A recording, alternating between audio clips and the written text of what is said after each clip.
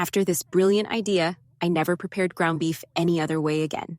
I'll start by adding 3 pounds of ground beef here in this bowl. I'm going to use this larger bowl here to make it easier when mixing all the ingredients. I'll add 1 finely chopped onion here, chopped small so it spreads better throughout. I'm also going to add some parsley and green onion, which will bring freshness and aroma to the recipe.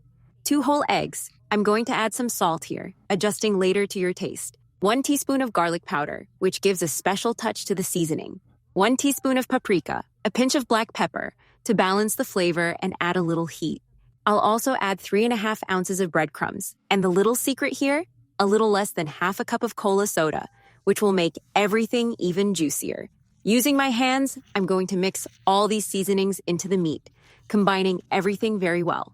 This will make it delicious, with a bold flavor and an amazing texture.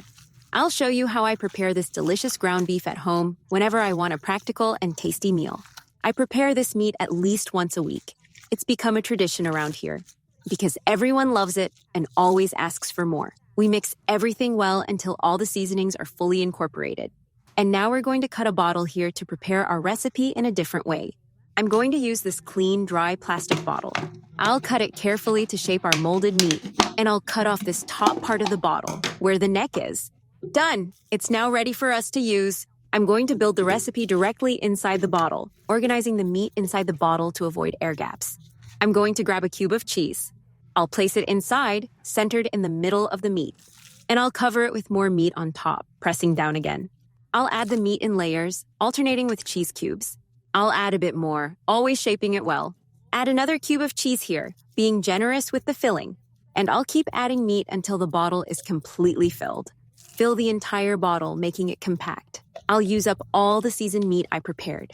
Keep layering it, alternating with cheese, and keep filling with meat until there's no space left. Look here, I filled the bottle all the way with meat, always pressing the meat down well to keep its shape later. Now I'll place some plastic wrap over the top to protect it well. I've sealed it tightly now, covering the top completely.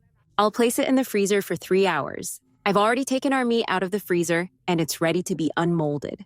Now I'll remove it from the bottle very carefully. Make a small cut with scissors to make it easier to open.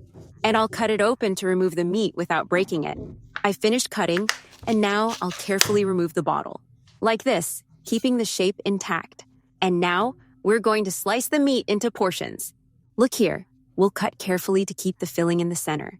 And it will look like this, with visible layers and melted cheese inside. We've already sliced the meat. Now let's fry to finish. Now we're going to place our meat to fry until nicely golden. I added some oil here to my skillet, enough to fry it well. I'll add the molded meat now. This meat gets super tasty and crispy on the outside. Now just let it brown on one side until it gets firm and crispy. I've already let it brown on one side. Now I'll flip it carefully, so it browns on the other side too and gets cooked evenly. Look how it turned out. It has a beautiful color and is filled with cheese. Now just let it fry on the other side too, keeping the heat low so it doesn't burn. Look here, I've let the other side brown too. It turned out perfect. Now just take it out of the skillet and serve.